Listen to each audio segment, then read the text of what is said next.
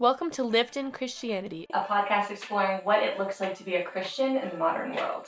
Being Christian can be difficult, lonely, you can be misunderstood. There's just a lot of things that are tough to navigate, and we're here to help. Right? Or that's what we're here to do? Yes. Yeah. I'm Savannah, and I'm joined by my husband, Emmanuel. A little bit of background about us. We both have a lot of church experience, both raised in the church and both help out with the youth at our church, and been participating in the church since we were young. They're super young.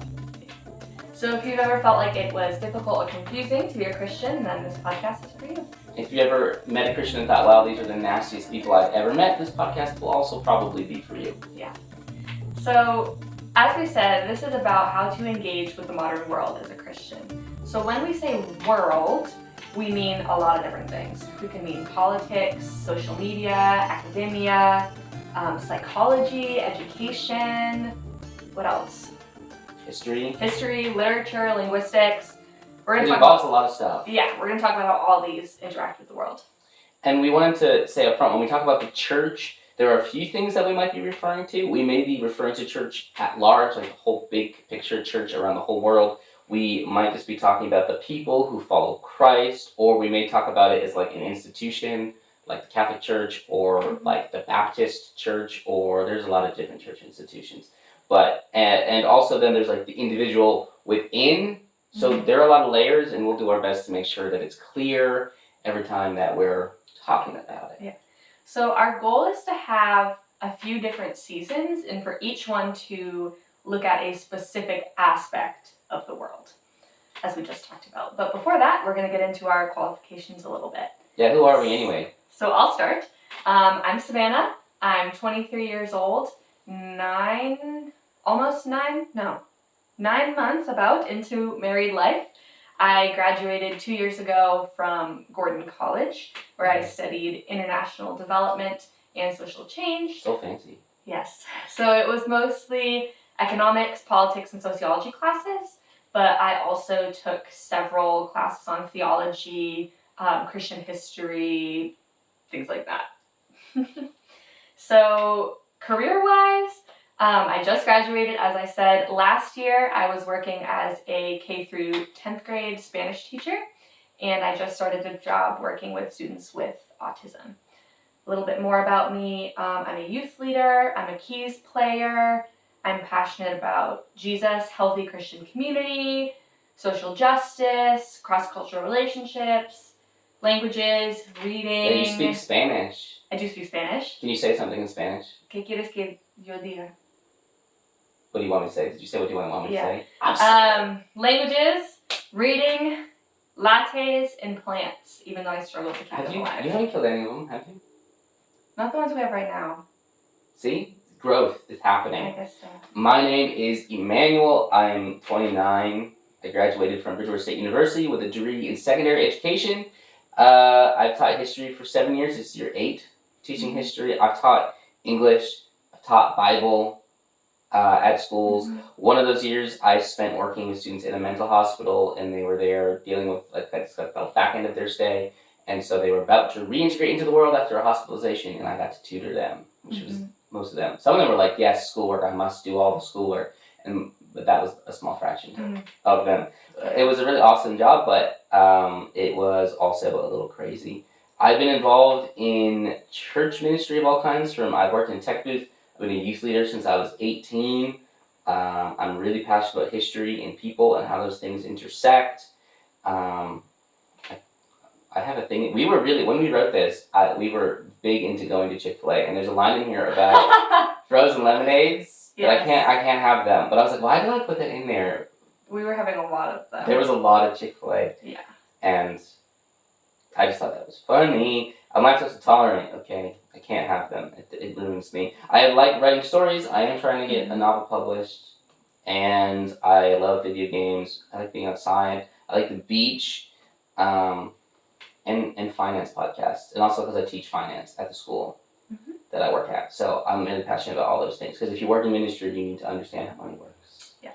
Or you're in big trouble. So you'll learn a lot more about us as we go. But we're going to spend some time talking about the philosophy behind what we're going to be doing. Yeah, so what we're going to do is read a few different verses and then just talk about kind of how that applies to our podcast and kind of our thought process behind doing this. Yeah, we're going to youth pastor our way through that. Yeah. Okay, so I'm going to read John 17, 13 through 19. It's the Gospel of John, yeah. Yes, Gospel of John. This is Jesus talking to his disciples, I believe.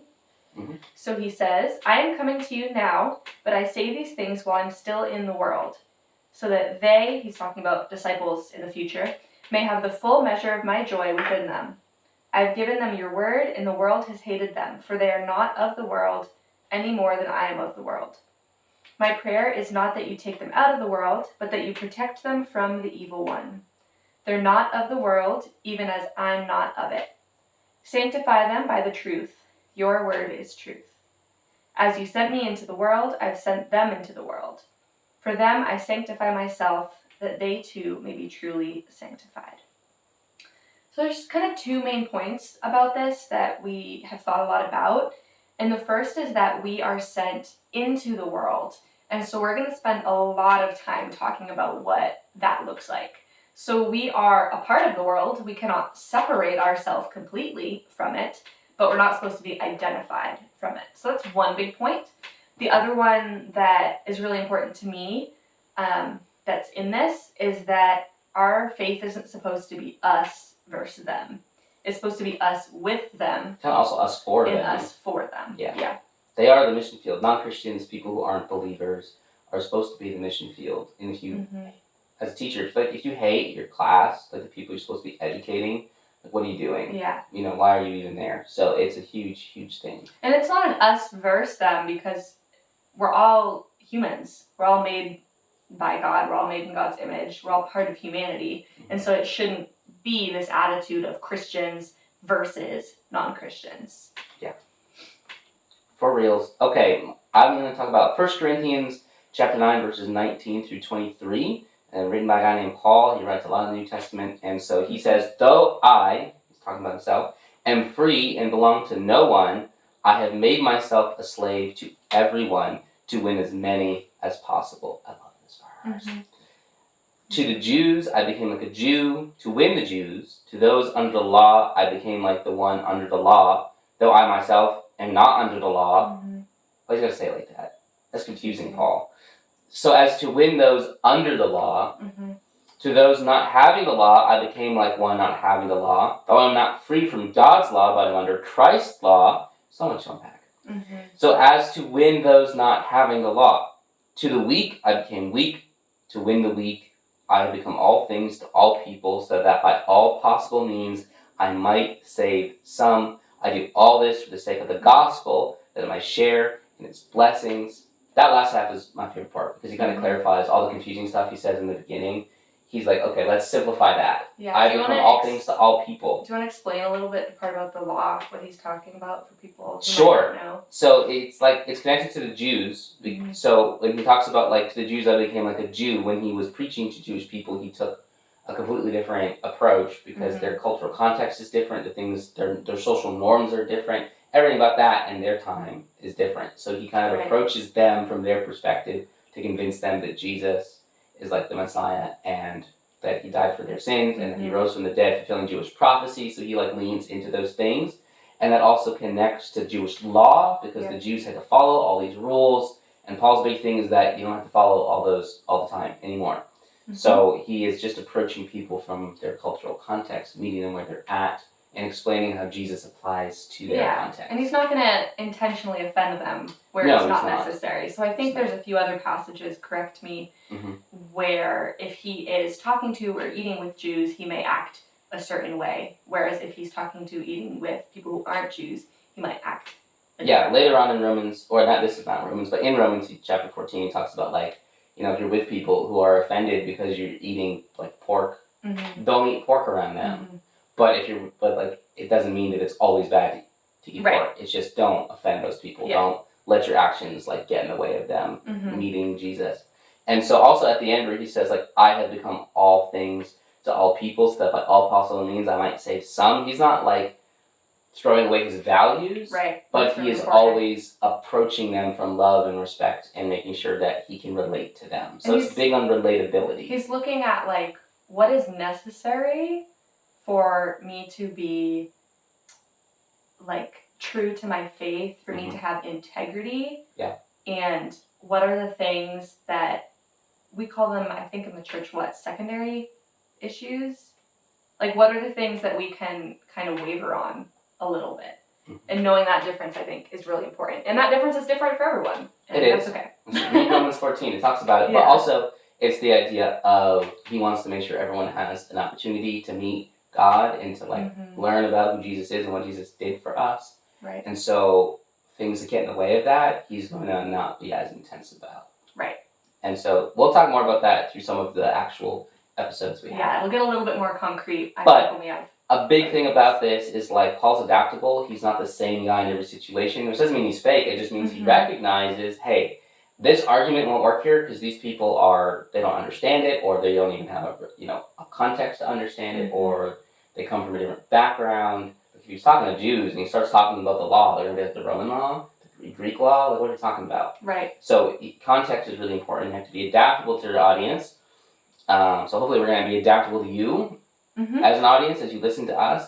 But also that evangelism is about getting on people's level. Right. And not thinking that we're better than they are, but recognizing that they just haven't met Jesus yet. And it's also about flexibility and empathy and good communication so that you don't let people misunderstand. I'm not going to go on and on and on, but I took a class about the Taiping Rebellion. I always yell about this now once I took it. But basically there's a guy in China who was evangelized to through like tracts, which if you've ever seen people like handing out cards or like pamphlets, it's like the exact same thing, but they were doing it in China in the 1800s.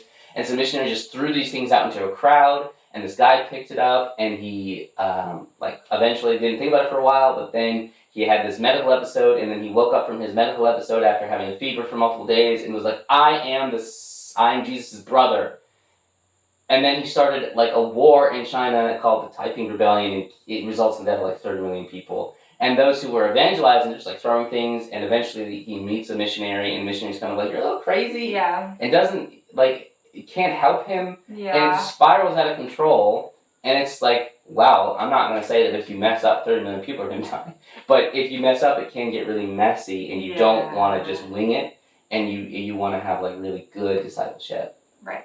And you want to have really careful and cautious missionary work. Yes, but these are a ton of other topics, so maybe we just need a whole episode about that verse. Can I have a whole episode about the Taiping Rebellion? Sure. Okay, so next verse, Galatians 5:13 through 14, says, this is also written by Paul, I think. Okay. You, my brothers and sisters, were called to be free, but do not use your freedom to indulge the flesh, which the flesh is anything that is sinful, anything that you might really want to do but isn't the right thing to do. Like selfish desire. Yeah. Rather, serve one another humbly in love, for the entire law is fulfilled in keeping this one command: love your neighbor as yourself.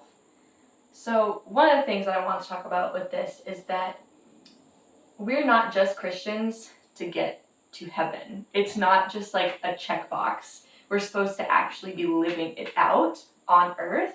And while we have this time on earth, it's supposed to matter to us. It's supposed to be important.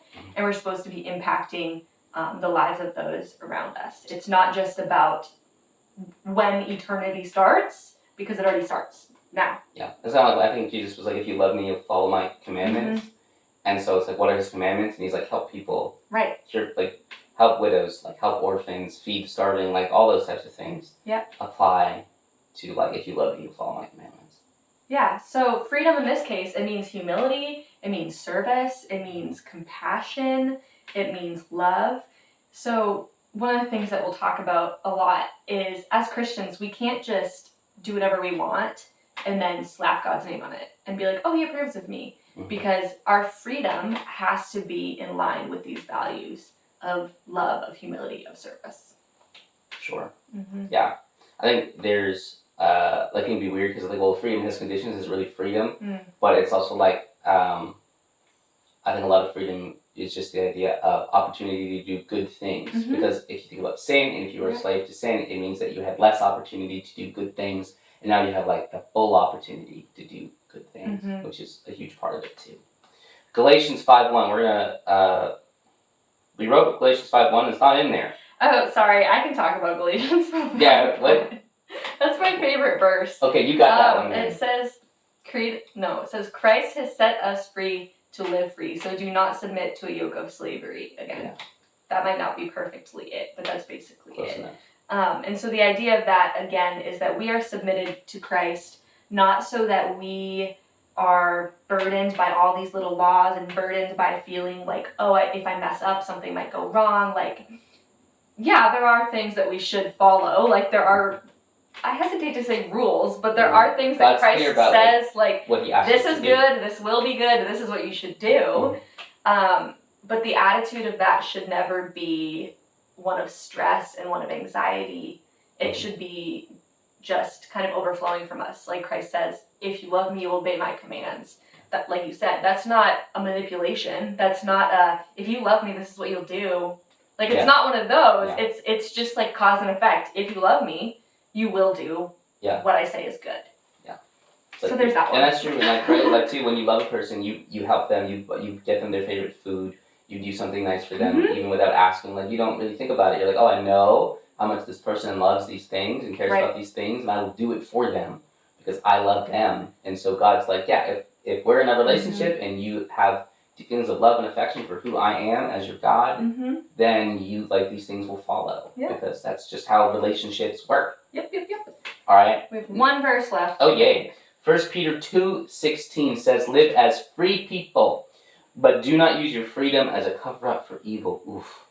Live as God's slaves, which is similar to like what we talked about in Galatians 5. I think this is huge because it is really easy to like live for our selfish desires and rationalize it like God wants us to do that. Right.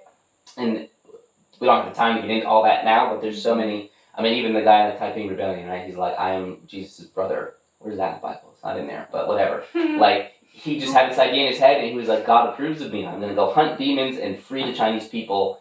And he was very convinced. Yeah. And we, as everyday people, without even having, medical episode that causes us to go a little crazy, can have that selfishness to be like, whatever, if I'm following Jesus, then what I want must be what God wants. Right. Like, that's not necessarily true. And you want to check yourself, like, don't just do evil and pretend like God wanted you to do it.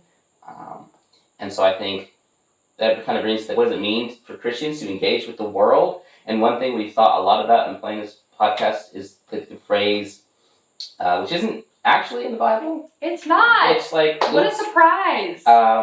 But it's like, a phrase, and it comes out of Romans 12:2, which tells us not to conform to the patterns of the world, but be transformed to the renewing of our mind. And what's the phrase that people say? In the world, not of the world. In the world, not of the world. Is that what you're saying? Yeah.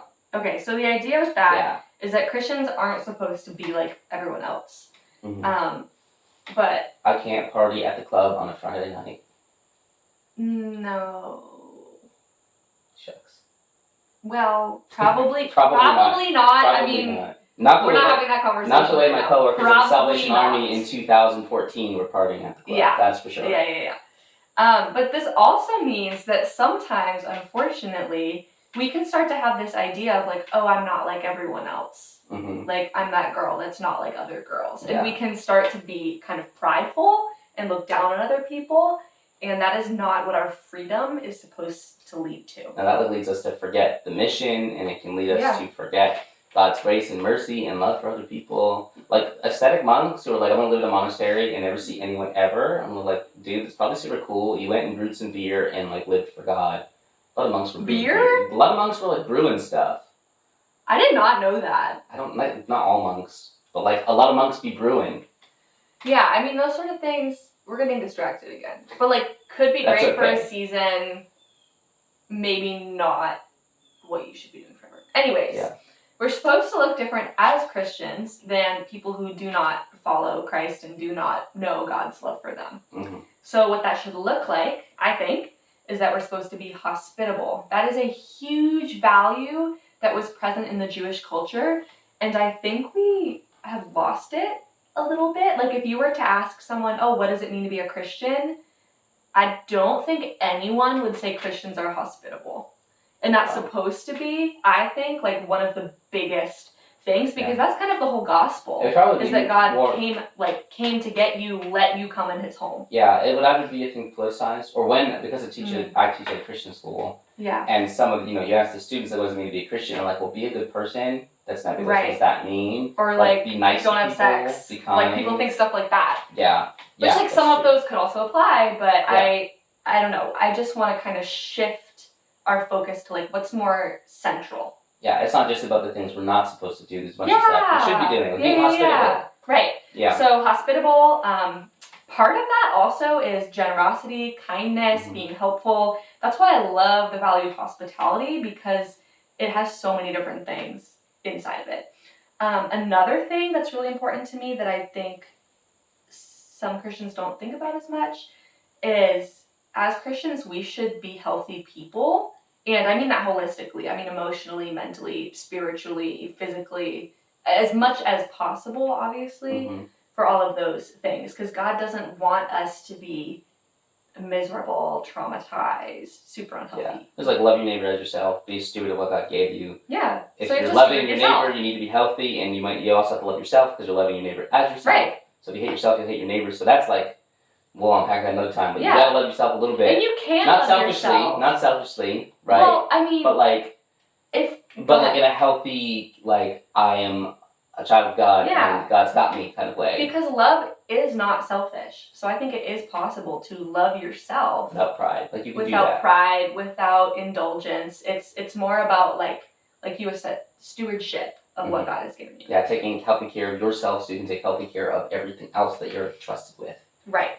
So another thing we talked about a little bit is that being separate from the world, being set apart, which is what the word holy means, it shouldn't mean, at least this is what we think, it shouldn't mean isolation.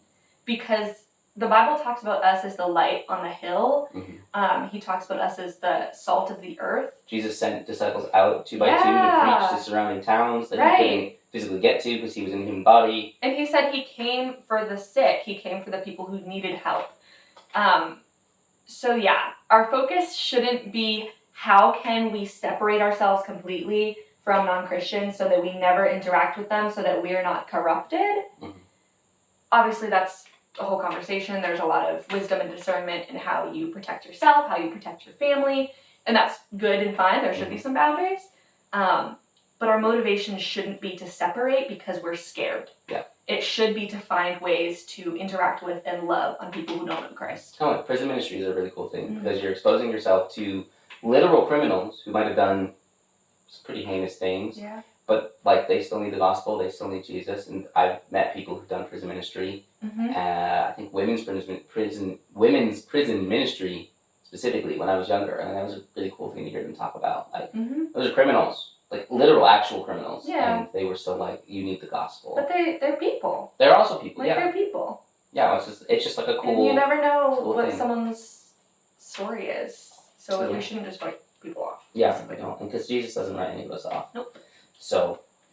Okay, so that's a lot about the rationale. In the heart. In the heart of this.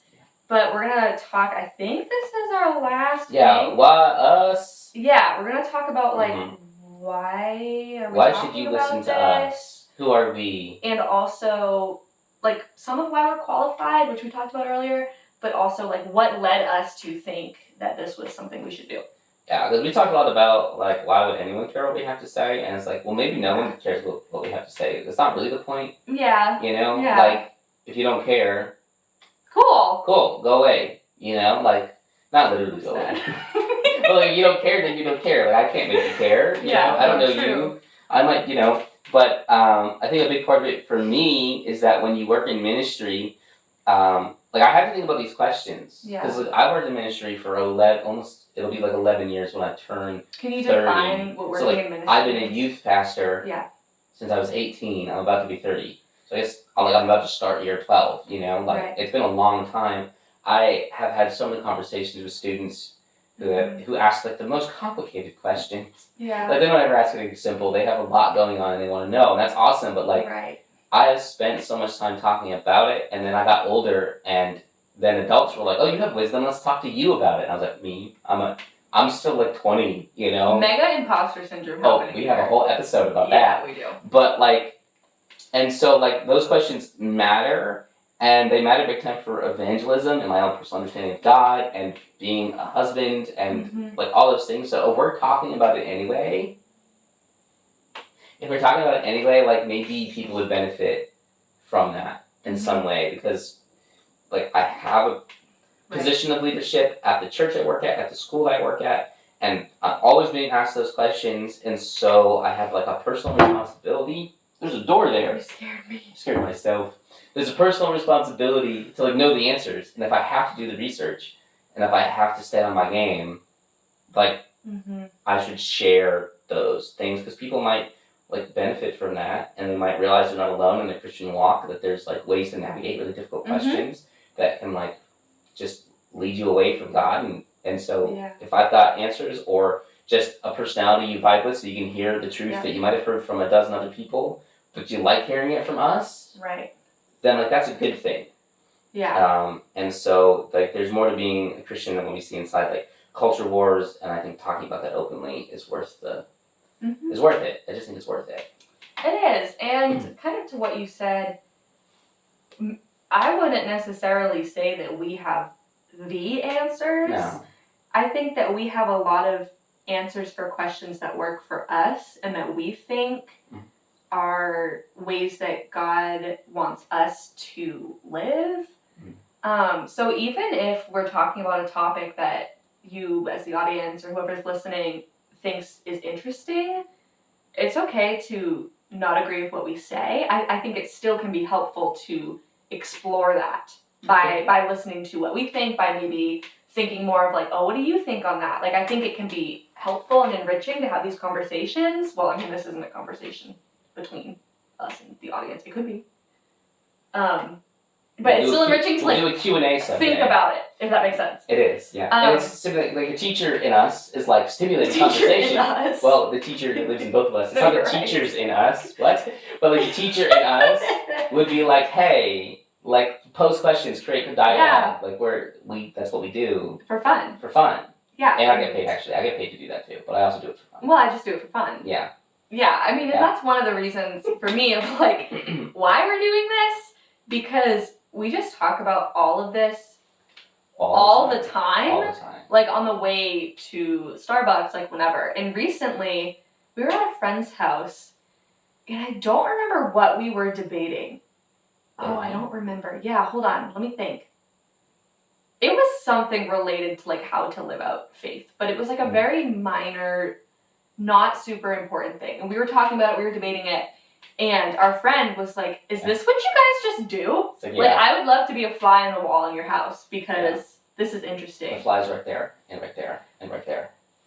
All the cameras and the flies. Oh, we also have flies. So I got confused. No, but yeah, people often laugh at us because we will just do it randomly. We'll get sidetracked in the middle of like a public space, just digging in deep.